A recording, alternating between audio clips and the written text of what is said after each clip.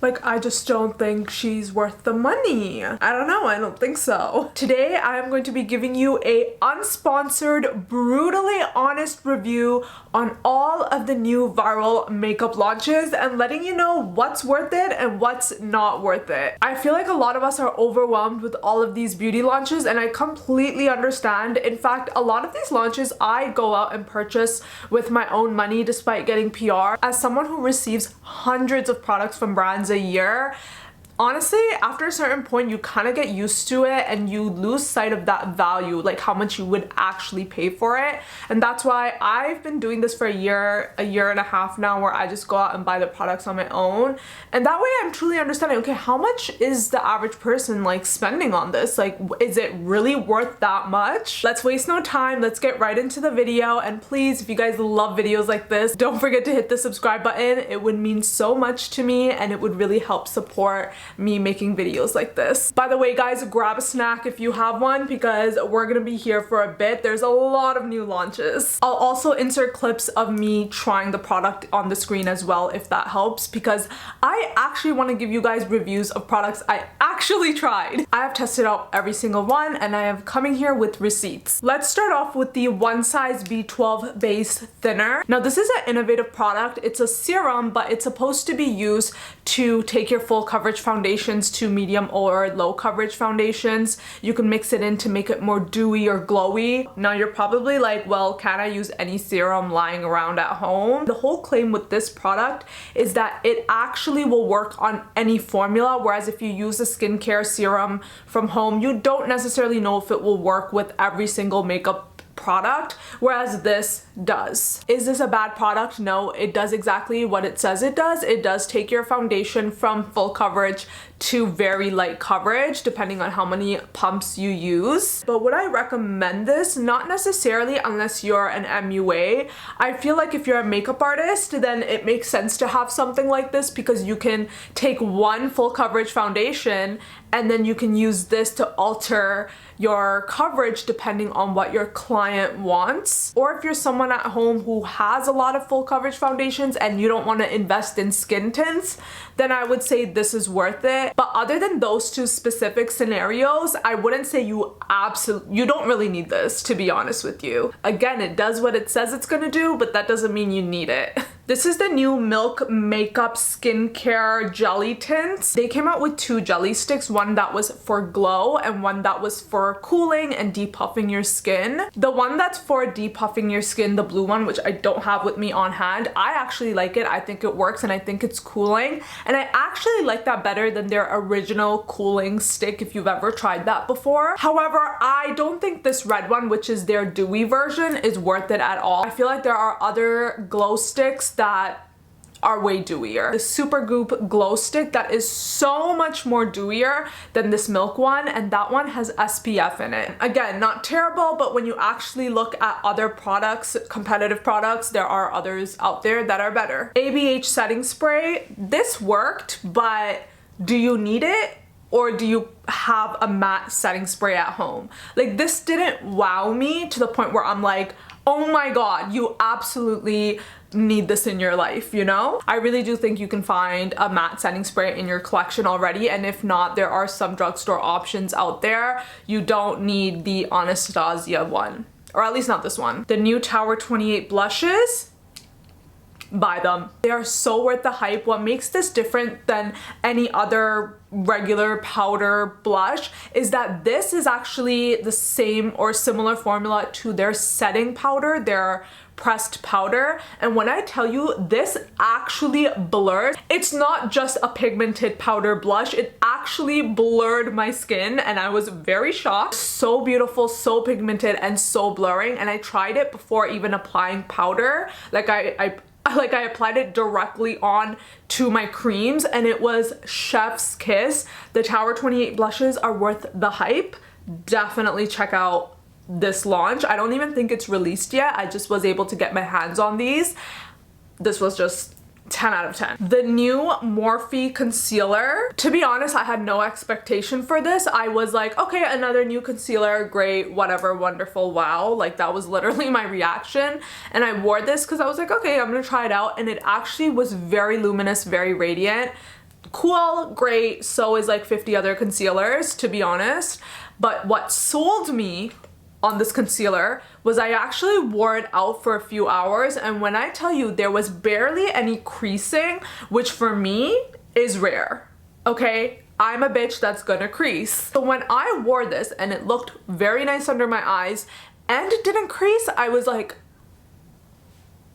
okay, Morphe, for $12, are you kidding me? I haven't checked out the shade range yet for this, but the formula is Chef's Kiss 10 out of 10. The new CoverGirl Plumping Lip Gloss. If you have a plumping lip gloss, you don't need it unless there's a shade that is like calling your name. I know this is like under $10 probably, which is why it doesn't, like, if you want it, sure, but it's not gonna change your life, you know? And if you have plumping lip glosses at home, I don't really see the point in adding more unless you like a shade.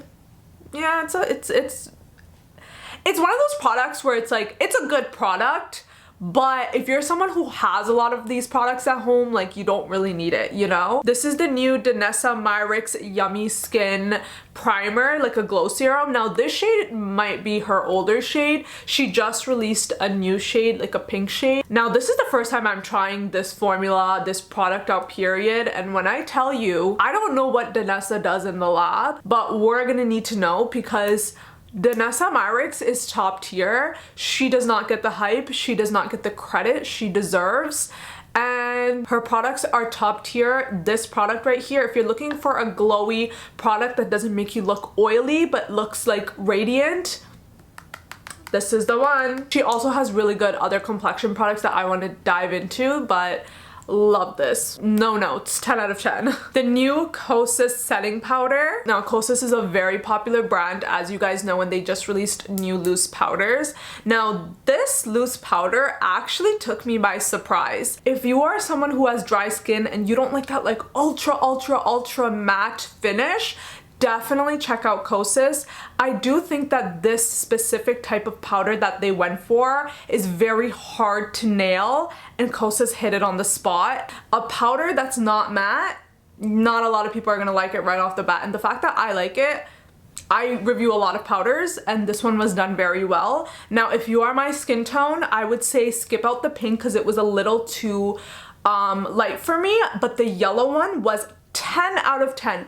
That yellow powder, I don't know what they put in it. It just made me look so good and it worked so well with my skin tone. Typically I can do pink powders with other brands, but this one was just a bit too light for me. If you are fairer, then the pink one is gonna be, it's gonna be it for you. Now, if you have oily skin, I don't think you're gonna like this one. You probably wanna stick with something like Huda Beauty or Mario, but if you have normal to dry skin, definitely check this out. The Ordinary Serum Foundation. Now, they brought this back and a lot of people were confused why it was discontinued in the first place. I'm not sure if they reformulated it or if they brought back the original formula. I just retested it out. I have used it in the past. I have no clue how it wore or like what I liked about it, and my skin was so different when this was like popular like years ago. But honestly, I tested it out recently and I think this is a great foundation for mature skin, or if you are someone that just likes very minimal makeup, low coverage, you're gonna like this. It is a natural finish, so you can kind of downplay it or upplay like how matte or dewy you want it based off of what skincare you put underneath.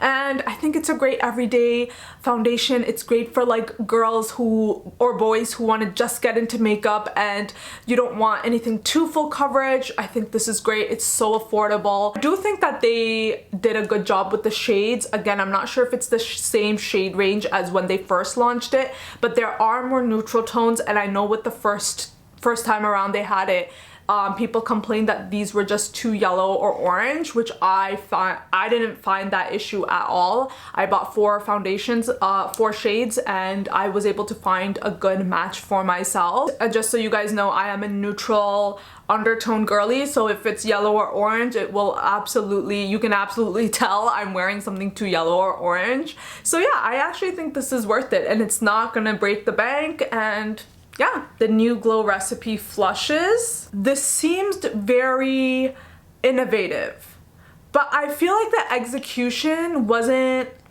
as great as I thought it would be, and And now the whole idea of like a blush that's skincare but doesn't show up and it's a flush, like what's the point of that, you know? Especially if it's not going to show up on someone with my skin tone, because this shade absolutely didn't show up. This one, when I first tried it, it didn't show up, and then I took some recommendations and it showed up if I applied it over skin tint. But like at that point, wouldn't I just use like a million blushes I have already, because like you're applying it over makeup, so it's like isn't even gonna penetrate and have the skincare benefits. And at that point, if there's no benefits or skincare benefits, which is what this product is, wouldn't you just wear a blush? And it is so low coverage, you could probably just sheer out a blush you already have at home. Again, I really didn't see the point of this, especially considering it wasn't as pigmented. I feel like if it was more pigmented, then I could be like, oh, that's cute. I just didn't think that this was worth the money. Again, you can probably make it work, and if you're lighter than me, it will show up. But again, like, wouldn't you just rather take the glow drops, put it all over your face, and then like just add a blush on top? Like, you know, I just think that this didn't make sense to me, and especially for my skin tone, it really didn't. I mentioned in my review that if this was like a stain instead, that would have been like 10 out of 10, but this just as like a blush top, like I'm not really sure what I like. No. Love Glow Recipe, I just didn't like that one. The new Morphe brush launch, whoever decided to come out with these new brushes, first of all, that was genius. Second of all, I like the brush quality way better than the original Morphe brushes. And also, these are super soft and they are very, very good. And I also saw a lot of brushes like this one over here that were newer compared to like old brushes released from Morphe, which was very nice. Like this one is a concealer brush, and you guys know concealer brushes are very like popular right now. The brushes they released were definitely on par with like trends, current trends. And yeah, I think that they're great. Morphe brushes are a great investment for the price. They last years. Like I still have my original Morphe brushes I bought in like 2016-17. Morphe's been making a comeback and I low-key love it. Next are these new Huda Beauty blushes. These are part of her blush filter line. She released 3 new shades. I honestly don't think you need all. Again, if you have shades like this at home, you don't necessarily need to run and buy them. This formula is nice, but you don't need to like run and buy these, especially if you already have these colors at home. But I would like to give a special mention to this one right here. This one is Intense Guava, and this looks so good if you have deeper skin tones. It's such an electric pink, but it's so flattering. Like these shades are a little bit more common than something like this, so I do recommend checking this one out if you're looking for a beautiful like neon pink blush. Okay, this next Essence Flawless Skin Trio is a powder that looks very similar to the Givenchy powder. Now, I personally did not like this powder. There is purple, peach, and pink, and you can mix the 3 or use them individually. I just think I didn't really like the texture of it. I felt it was a little like silicone-y. I'm not really sure how to describe it, but I just didn't really like it. And number 2, the purple just really makes it a bit gray for my liking. Even though this is very affordable, that doesn't mean you should still go and pick it up. I still think money is money, okay? And why waste it, right? You'd rather just put that towards like something else. What I do like from Essence is their Essence contouring stick. It comes with the highlighting side and a contour side. Now, what I like about the highlighting side, it's not an actual highlighter, it's a concealer, which makes it usable. Whereas if you compare the NYX contour sticks, those ones come with the highlighter, which like I never use because it's actual shimmer highlighter. Now, the only concern is that the contour sticks for fair skin tones, a question of whether they're actually really cool tone or not. Now, I can speak on my shade, which is shade 40, and I liked how cool it was. It was not warm in my opinion at all, and I don't really like anything that's like super cool either. So I think they're great for like $5-6. You can't go wrong with these. I found that these were pretty cool tone for my skin tone, so I definitely recommend this for $5-6. Yeah. This is the NYX Buttermelt Glaze Skin Tint, and when I tell you this launch right here, so good. This is their best skin tint they've ever released. I think they had another one, but this is so good. It makes your skin look so dewy and so plump. My shade is shade 6 and it's literally the perfect match for me. When I tell you it is so hard to find a perfect match at the drugstore that's a neutral shade that doesn't come off too yellow or orange.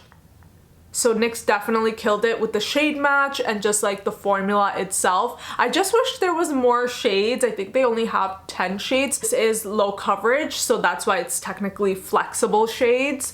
But yeah, other than that, this is an amazing product. It also has SPF.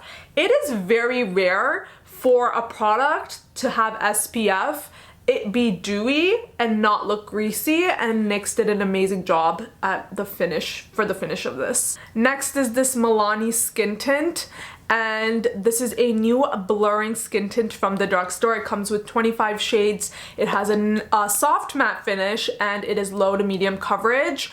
10 out of 10. This paired with their blurring primer, which I have right here. These two together, it gives an instant filter-like look. You know, like kind of when the Huda Beauty foundation, it was going viral because she was using her primer powder and the foundation. Literally that, but drugstore, this right here. Again, this comes in 25 shades. I couldn't find a perfect shade match. The closest shade match for me was shade 14 and it was a yellow olive undertone, so it wasn't like the best shade match, but that mixed in with the lighter shade, I made it work. And you can't really be mad because I can just buy 2 of these and it's still cheaper than buying a high-end foundation. It's very, very hard to find undertones, olive undertones. So the fact that Milani did that, I think, is like a big win for the olive girlies. So if you are olive undertone, please check out this launch. I think you will like this. Now, another stick foundation that came out, the ColourPop Foundation Balm. This has 18 flexible shades, and if you find the Milani ones just too olivey yellow, then ColourPop has very, very good neutral shades. This is a natural finish, so if you also don't like the overly matte finish, then ColourPop would be your way to go. New Morphe color correctors. Again, these are very, very nice, very pigmented color correctors for $12. They come in 4 shades, which I love because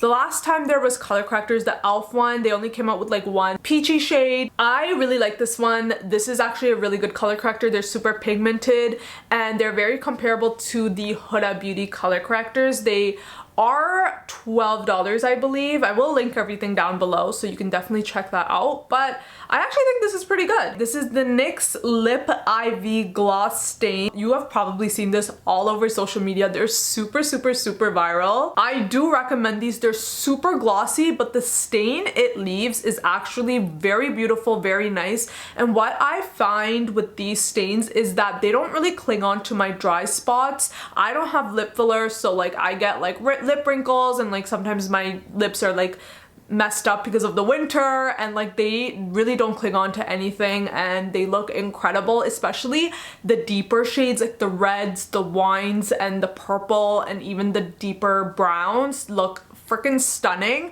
I did a whole swatch video on this, which should be live by the time this video goes up, and yeah, I just think this is a really nice product. The only thing is that it can get goopy if you apply too much, so make sure you kind of like take your finger and put it through your mouth so the excess comes out and you're good to go. That's a little hack. It's really hard to find brown and purple lip stains that are affordable, so the fact that NYX brought out this with a pretty good shade range, yeah. This is the new Rare Beauty Bouncy Matte Blush. This has not even been released yet. They did a little early preview and I was able to get my hands on this, and this is a very incredible formula. It actually is that like gel, not gel, is it gel? Like that putty like formula, and it is a cream finish. It is a matte blush, but when you put it on the skin it kind of gives that like cream finish, and I really do like this. I do think it does a good job with blurring, and depending on your skin type and what you prefer, I think that these are definitely worth checking out. And of course they're pigmented, so I actually really like this. I might like these more than even their original liquid blushes, which is kind of crazy. Of course, Selena always does a good job with these. I do think these are worth it. Alright guys, that brings us to the end of the video. I hope you guys found this video helpful. Let me know if you guys want me to make this into a series where I do this like weekly or every 2 weeks with all the new launches. It can get overwhelming, but I'm here to help you decide which ones are actually worth it and which ones are actually not. Of course, if you have any questions, leave them down below for me, and I will see you guys in my next video.